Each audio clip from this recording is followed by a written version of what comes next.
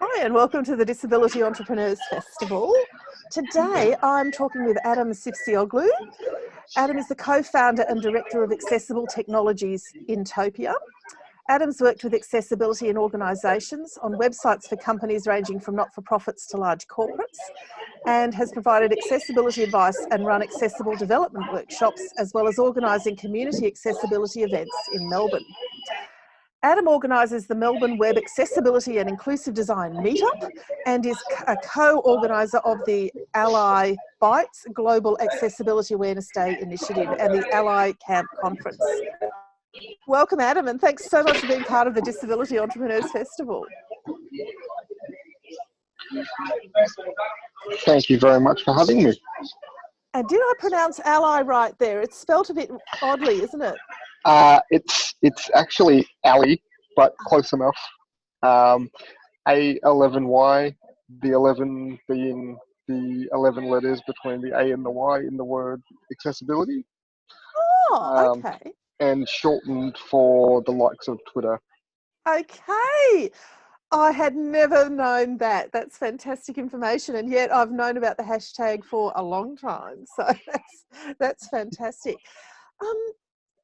You're an entrepreneur. You're even a tech entrepreneur. You almost come into the classic tech boy sort of scenario. Yeah, I don't know about that, but but how did you decide to get into running your own enterprise? What drove you to that space? I got bored. I was in corporate at the time. Was in corporate for about sort of 10 years. 3.5 or 4 years into that 10 years, got really bored with the corporate job, but knew I needed it to pay the bills. So I went, well, what if I go down part-time and do some consultancy or some web development on the side? I sort of moved into the consultancy space 1 day a week, and it all kind of kick-started from there. It was a different consultancy at the time, so not Intopia, but something that I was running myself. Got sort of 3 years, 2.5 years into that, and realised I was either going to need to leave my corporate job completely to focus on the business and not be able to pay the mortgage, or find some people, some business partners that I could work with to build a business that had more than just me in it, so that I could sort of do both for a little while. And that's effectively what happened with Intopia. I went, well, I'm not going to be able to focus on the business and pay the bills if I'm doing it on my own.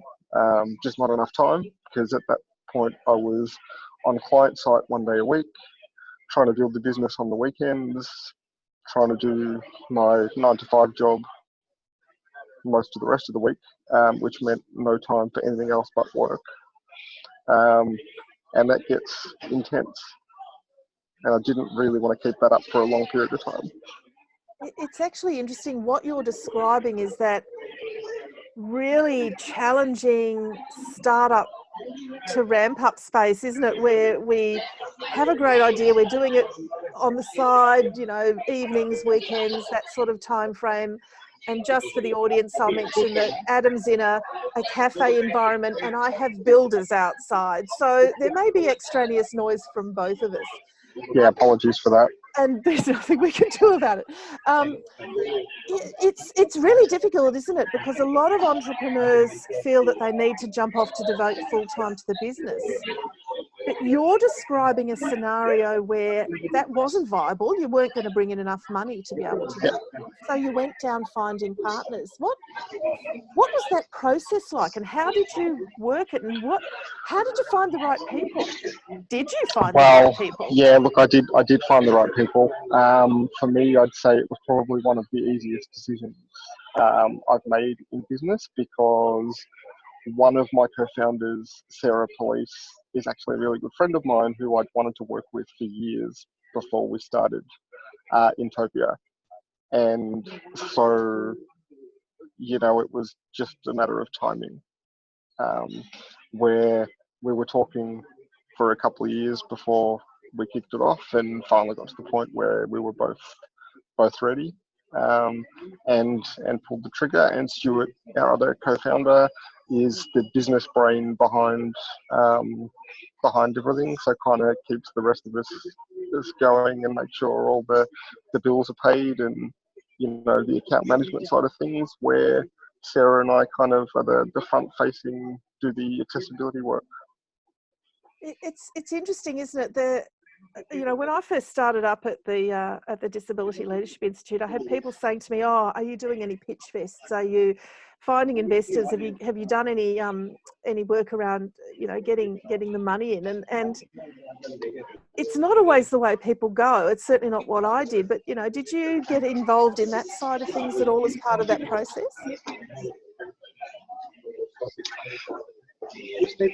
Not at all. So for us, we look at Intopia as a bit of a family business, in the sense of we set it up because we wanted to make the digital world more accessible and better for people. And we didn't set up to sell. So for us, this is a long-term thing. For me, I'm looking at it as the job and the company that I will retire in. So I'm not, at least for me and our current plans, we're not looking to sell or at this point looking for investors or anything like that. But I guess who knows what the future holds. Yeah, I think that's a really good point, because it's, again, in some ways almost a mythology about entrepreneurship. Is you start an enterprise, you sell it, you start another one, you sell it, and there are people who are, the term serial entrepreneurs, and I guess it is, confusing. I mean, we're both disabled people, so for us this is about our work and it's our passion. Yep.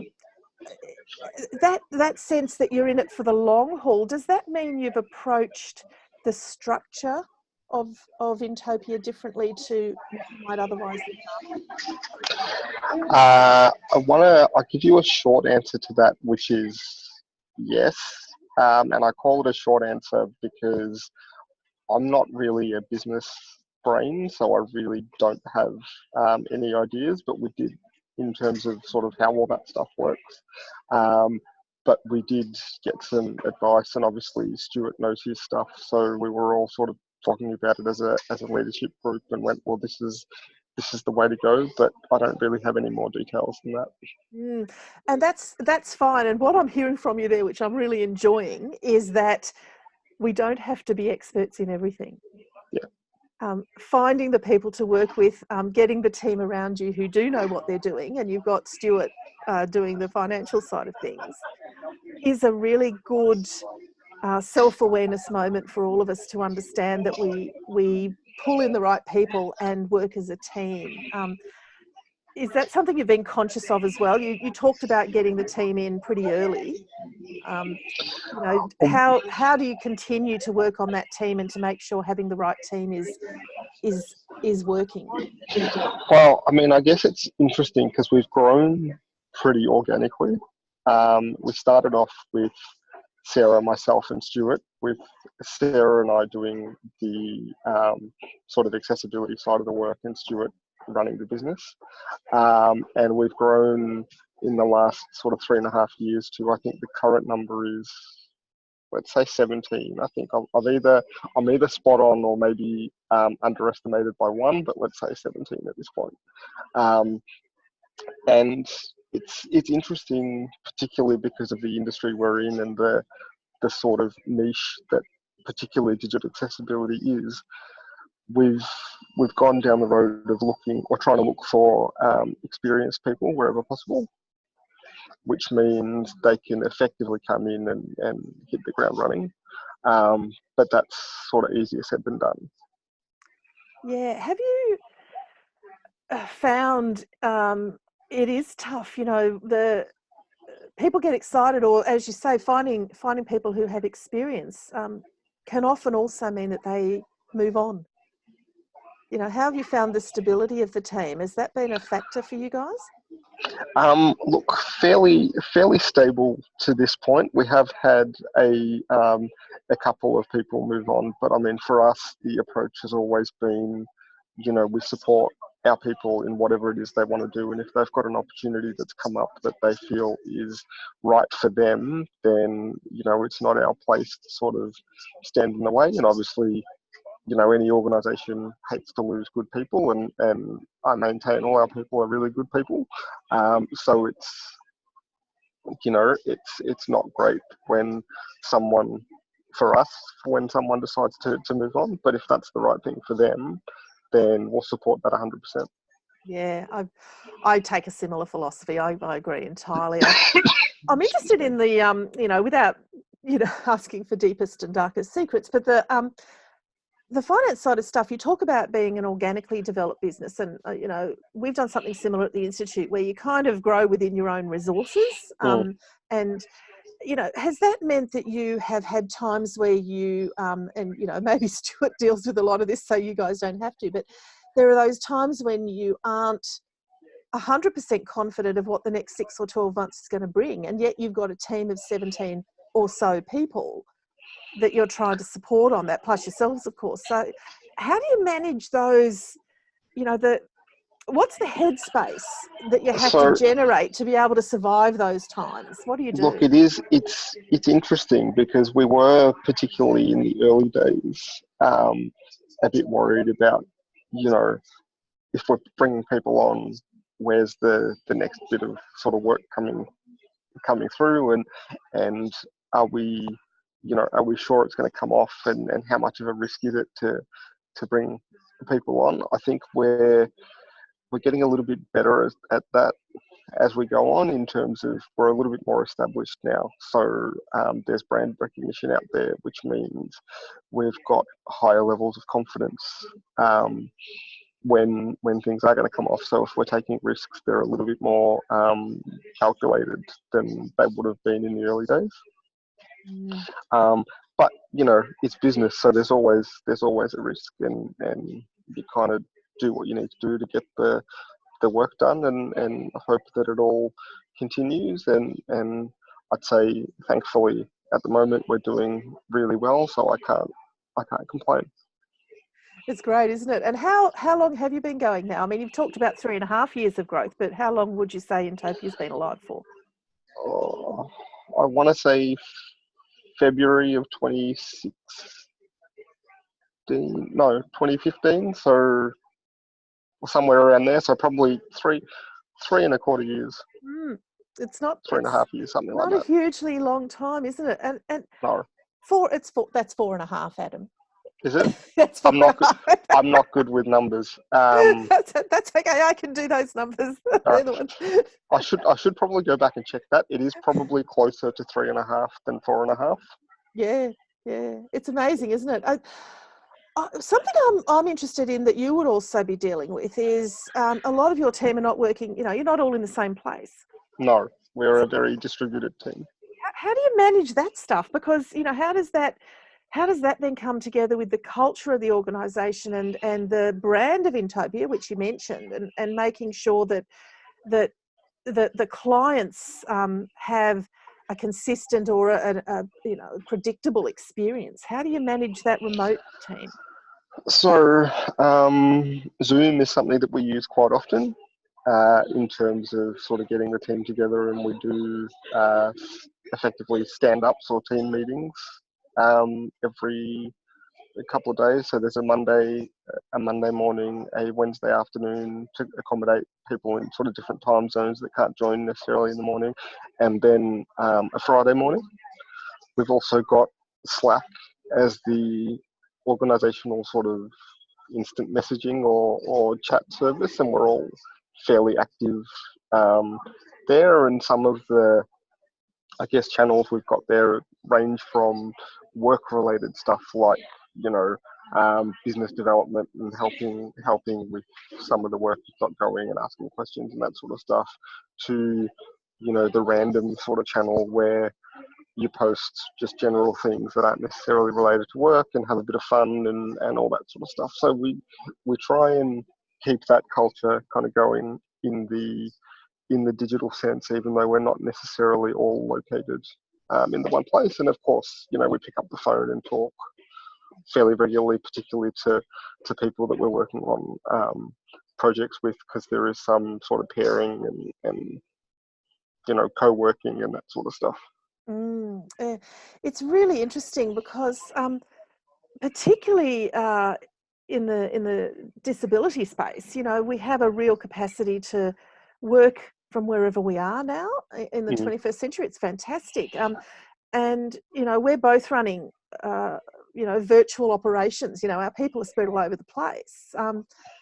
Something I'm conscious of is there's a sort of a gap between the sole operators, the people who are doing their own thing, and the people who are then growing and running into, starting to run a team. And what would you say has culturally been important for you around getting that process right early, so that you aren't having to worry about it now? You can just get on with business now, instead of now you've got these 17 or so people. If you were putting it into place now, you would have ended up with chaos. So when did you realise that you needed to get systems in place that were going to manage that remote team? So I think there's a couple of things, and I'll be completely honest here, there's a couple of things that it kind of just happened because it was the way the three of us worked anyway. So at the time we were starting up, Slack was the big thing. So, between Sarah, Stewart and I, we'd started up the Slack workspace, and it was our kind of three-way communication channel that didn't require phone calls or SMS and kind of was always there. We've kept that in place as we've grown the team. And as we were growing, one of the things that did come up was, how do we get some more face-to-face time together as a larger group? And that's where, Zoom came into it, because we were doing Skype for a while in terms of the audio calls, but then with Zoom, video just became a lot easier, and so that's kind of evolved from there. And I guess because of the sort of organic, or let's call it opportunistic growth that we've done, some of these systems sort of come into place even still now as we need them, rather than planning for them. I mean, you do as much planning as you can, but sometimes you just look at something and go, okay, well, we're at the point now, we're at the size now where we need X, Y, or Z, and that's when it happens. Yeah, I'm interested too in how you have viewed yourself as an employer. And again, Stuart's probably doing a lot of the front end on this stuff. I don't know, but employment decisions are pretty much shared between the three of us. So yeah, that's interesting to note. And something that we do know, for example, is that enterprises that are led by women employ more women, and enterprises that are led by disabled people employ more disabled people. Do you have any philosophy around that? Do you find that a thing, or you just get out there and talk to people and get the person you can find for the job at the time? I think, look, so far it's been we've employed, so it's been people from our networks that we've known, and primarily looking at skills and experience rather than anything else, and not sort of discounting anyone because of disability, gender, it's all of that sort of stuff. But it's just given the growth we've gone through and sort of what we're building and what we've needed in the team, we've kind of looked at, let's call them known quantities that we've either worked with previously or know through some connection that can do what we need them to do. Yeah. And again, if we go back to that remote worker thing, something I've certainly found is having a team where you can actually rely on people to operate with a certain amount of autonomy. You're not Yep. having to, okay, you've got team meetings, you're checking in, that you're available, of course, but there's still a need for those people to be fundamentally up for it without having to come back to you every 5 minutes. Absolutely. And so we are now, I think, at the point and at the size where we'll look at varying some of that and potentially bringing people in that don't necessarily have that ready-made skill set that we can train up and sort of mold into what we'd like as accessibility consultants. I think it's just been to date that we've gone after people we know can do particular things. That leads me into what I was about to ask, which is, where to next? You've got the 3.5 or 4.5 years, whichever it is, that so you're at that point now. You've kind of done your ramp up. Are you really planning for a big future? You're staying the same size. What are you thinking? Where's Intopia going? Look, that's a great question. It's an interesting one as well, because like I've said a couple of times, we are very kind of opportunistic. So as the opportunity comes up, if we need to grow, we'll grow. So we started off in Sydney and Melbourne. We're now, from an Australia perspective, we're in Sydney, Melbourne, Perth, Cairns, Adelaide, some out of New South Wales, and we're also in New Zealand now as well. So in terms of what the future holds, I don't know that I can give an accurate answer to that, because it's I guess what comes up where and what makes sense for us as a business at the time. I mean, there could be further sort of expansions where we've got people in particular countries, or if we're working with clients in those countries, we might just be able to service them with the people we've got, or the sort of Australian locations we're already in. So that all kind of depends on what happens and when it happens. It's sounding to me like you're not intending to stay the same size necessarily, and you're certainly not going to shrink. I don't think we'll be shrinking anytime soon, or at least I hope that's not the case. Not deliberately. Not deliberately, no. And I think we will probably be looking at adding a few more people to the team in the sort of weeks, months, and years ahead. So, yeah. It's astonishing, isn't it? The thing I'm loving hearing from you is there is a certain seat of the pants that goes with all of this. Yeah. And business is like that. It's only really the huge businesses, the big corporates, that can do the mega certain planning. For the rest of us, it is very seat of the pants, as you say, organic. It's a good word for it. We go with what we've got. Yeah. Well, I think for us, we want to do what we love with good people and great clients, right? So that's kind of why we're doing what we're doing. I'm not necessarily in the accessibility business to make $1 million. I mean, it'd be nice to make some money, but that's not why I'm doing what I'm doing. So particularly, as long as we can pay the bills and pay the mortgages and all that sort of stuff, that's kind of the money's a byproduct, and we really want to be doing good work and helping people and helping communities and helping organizations make the digital world more accessible. Fantastic. I like to ask one final question of people when we do these interviews, and that is, who is a leader that you admire and why? Ooh, I wish I'd had some prep time for that one. So I love putting people on the spot. Yeah. Who comes to the top of your head when I ask you that? All right, I think so. This is going to be a bit out of left field, and I say that because I'm going to mention the name Andrew Fernandez, and no one's going to know who I'm talking about, because he was actually one of my managers at a point in time in my corporate job. And he comes top of mind because he was the one that gave me the push I needed to kind of push into the consultancy space. Because we'd have some really good one-on-one conversations, and he dig deep into what is it you want to do, and why you're doing what you're doing, and why you're here, and all this sort of stuff. And it was through those conversations that I effectively got the confidence to start doing or laying the seeds for what I'm doing today. That's a fantastic answer.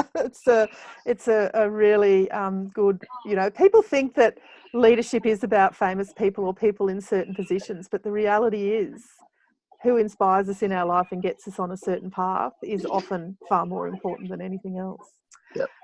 Adem Cifcioglu from Intopia, thanks so much for talking with me today and for being part of the Disability Entrepreneurs Festival.